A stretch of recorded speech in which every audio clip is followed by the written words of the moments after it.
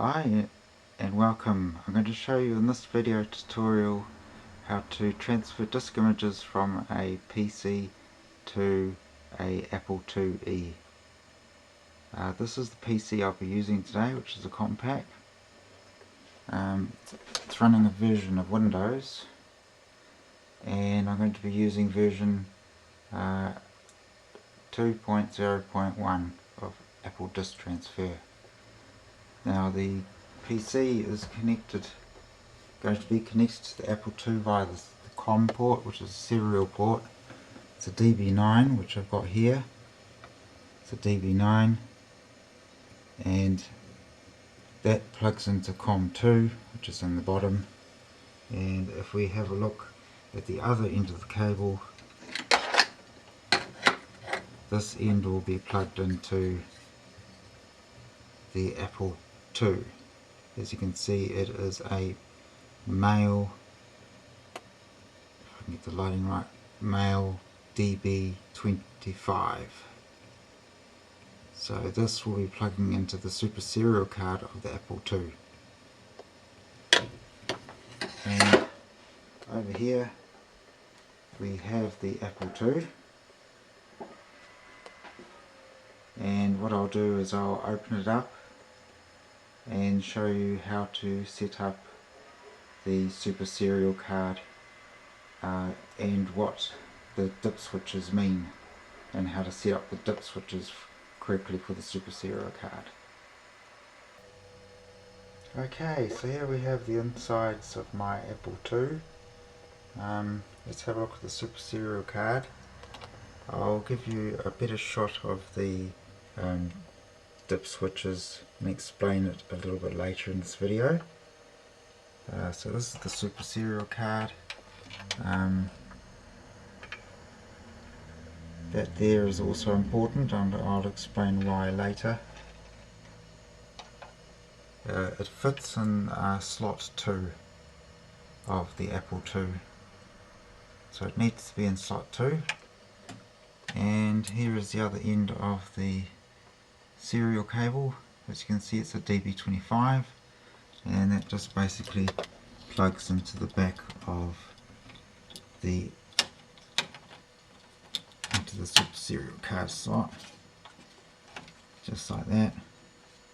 And basically I'll just screw it back in, and I'll be back soon when I'm ready to transfer some disk images. Let's have a look at the super serial card settings. My Apple II has got a super serial card 2 in there, and I'll show you how to set the dip switches. So let's have a look at a few of the settings to actually show you what these are set to. Okay, to put the super serial card into communications mode instead of printer, first you need to set the switches 5 and 6 to on. 5 and 6 are both on. And also you need to change the jumper block, and you have to make sure it's pointing upwards to modem. As you can see there, it has been set to modem. I've highlighted all the switch settings with the red line. So 9600, those two are set according to the manual, as well as that one and that one. And this is switch 2 for 8 data 1 stop bit.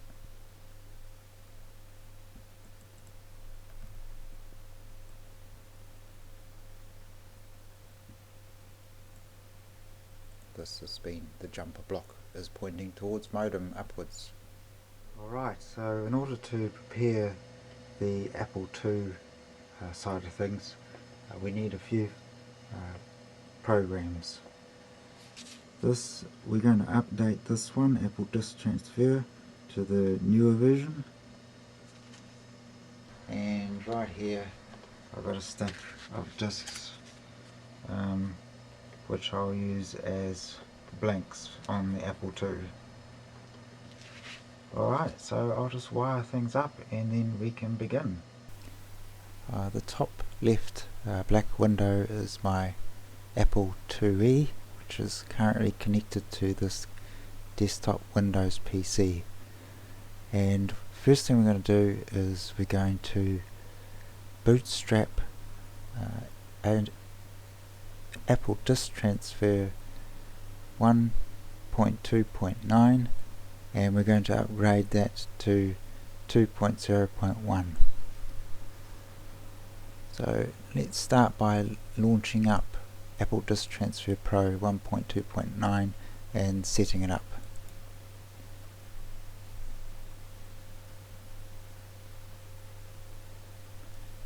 The program uses JavaScript, so you must make sure that you've got the latest version of JavaScript installed in order for this to work. So here's the main screen. We go to File, Serial Configuration, COM2 and 1900 board. The bootstrapping is 250 by 9600 and also the Apple IIc is ticked.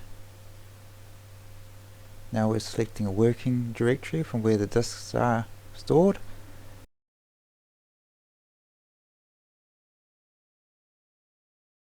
And we start the emulation by pressing serial, and as you can see it's connected to COM2 19200. So we go to bootstrapping, send ProDOS. We go over to the Apple II and we type in in-2, enter, Control A, 14B, enter, and we pop back to the PC and press OK, and here comes the bootstrap.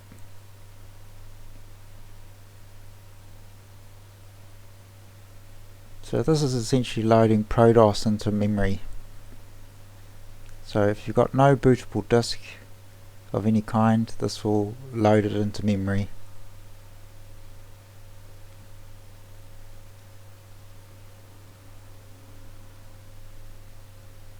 Just speed it up a bit there.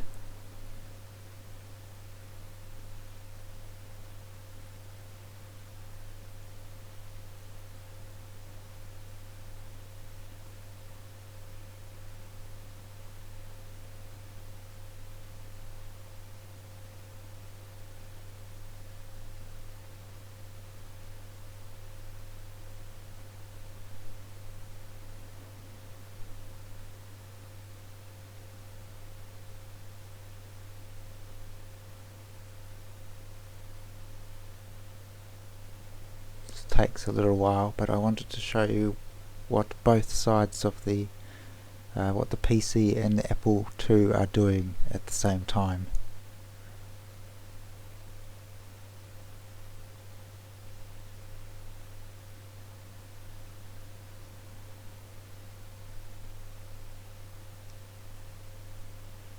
So it's connected to the Apple at 19200 board, and I'm using COM2 of the PC and the super serial card in the Apple II.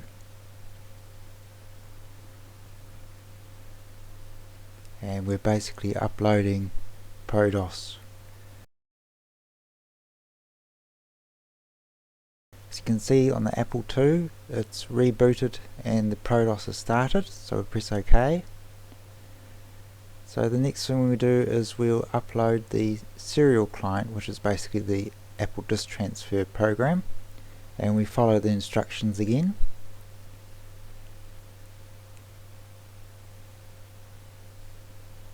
in-2, enter, Control A, 14B, enter, and then press OK. And now it will load Apple Disk Transfer into memory of the Apple II.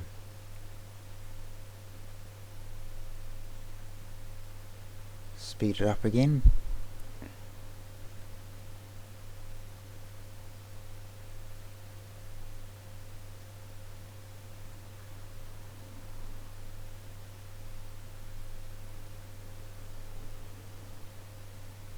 So first we bootstrapped ProDOS into memory, which it executed on the Apple II, and now we are sending Apple Disk Transfer into the Apple II's memory. A bootstrap is basically where you have no bootable floppy disks whatsoever for the Apple II, and you need to create one. This will create put the Apple Disk Transfer program into the memory so you can transfer disk images.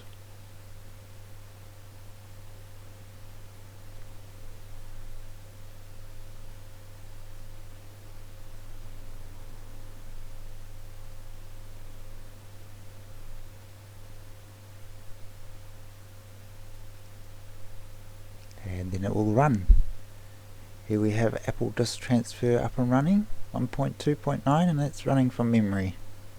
So the Apple II has been successfully bootstrapped.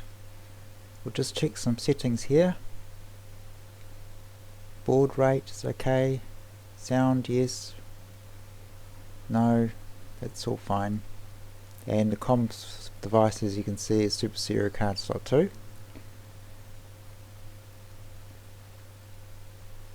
Okay, let's see if we can update this version to 2.0.1.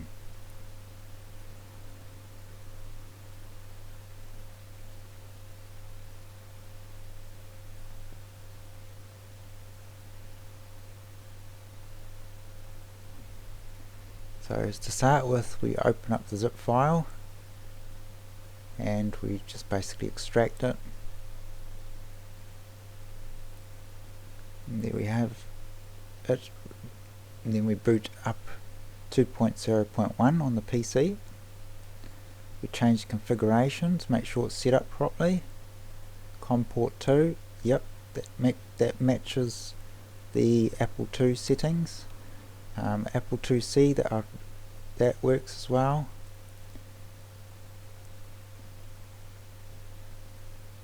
I find by having that Apple IIc mode ticked, it seems to work a bit better for me. And now we've connected, and we'll set the Apple II to be ready to receive.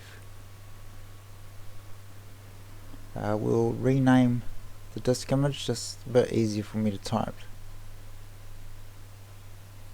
on the Apple II if you just shorten the name.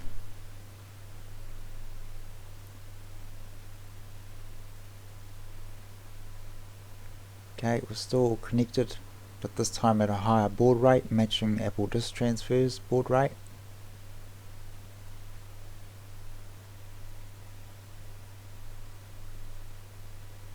Okay, let's set this up to receive the disk image.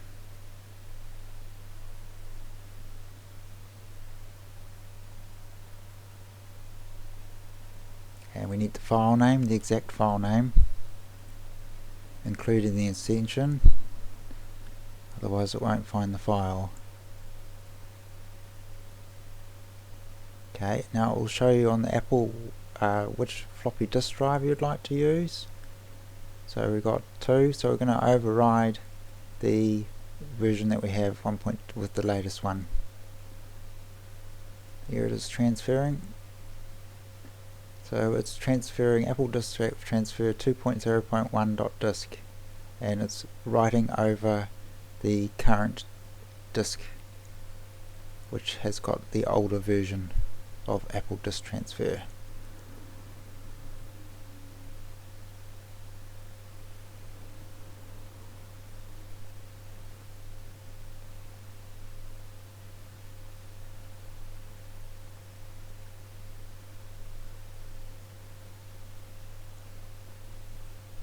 So that's done, we will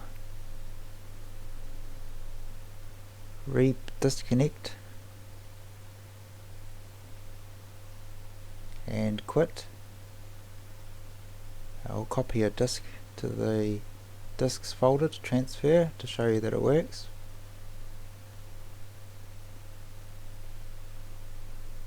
We now restart, go back to the Apple, reboot with the disk that we just written to, and this is the new, so S for serial. This is the newer version, so we've updated the disk successfully. We go to configuration, that's okay, but I'm going to lower the baud rate because for me a lower baud rate works better for me. And the rest of the settings are okay. I'm just got to make sure that we save the configuration.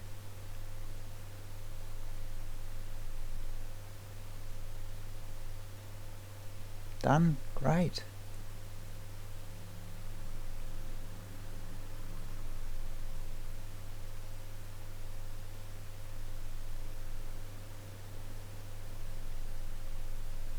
Okay, so we start Apple Disk Transfer and we just make sure that the settings are identical to the new version. Change that back to 19200, that's all fine. And then we connect.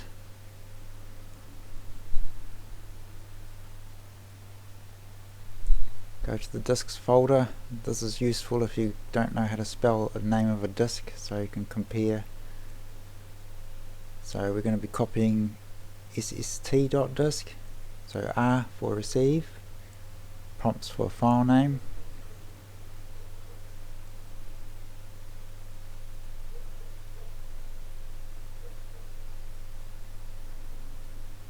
sst.dsk, enter. Choose which floppy disk you'd like to write it to, so I've got a blank one in disk drive 2, enter,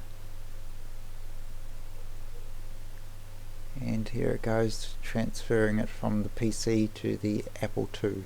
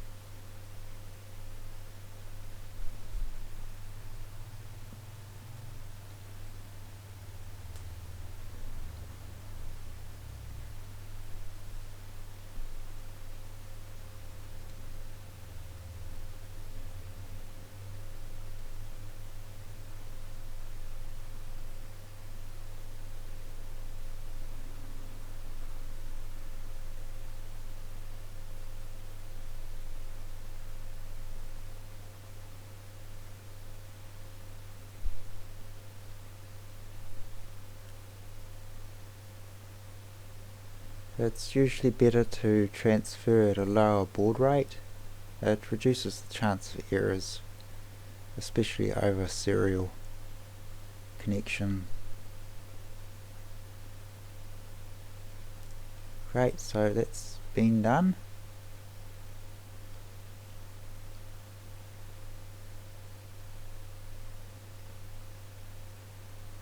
Now I'll just show you a couple of other neat features of this version of Apple Disk Transfer.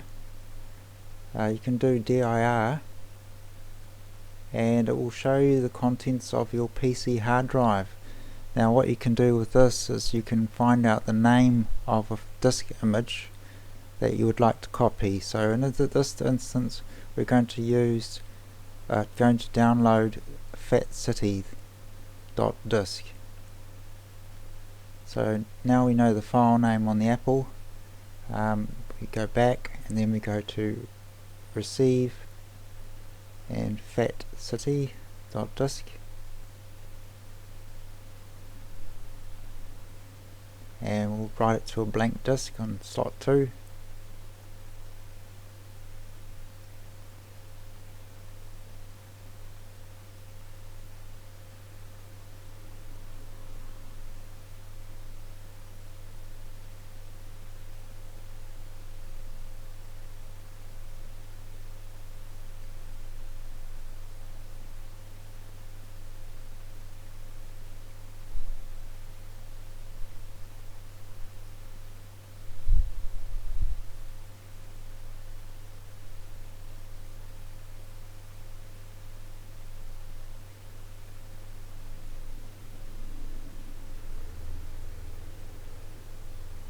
The directory command is really great because if you've got quite a few files, you basically can look on the Apple II and do a directory of what's in the disks directory on the PC, and select the file and file name that you'd like to transfer across, and then you just basically go to receive and type in the file name.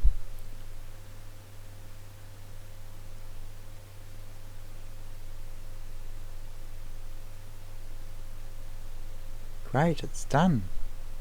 So there you have it, disk transferred.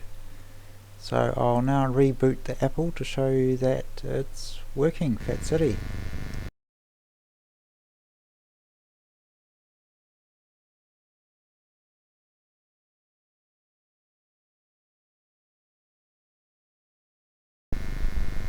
Thank you for watching. I hope you enjoyed this tutorial video.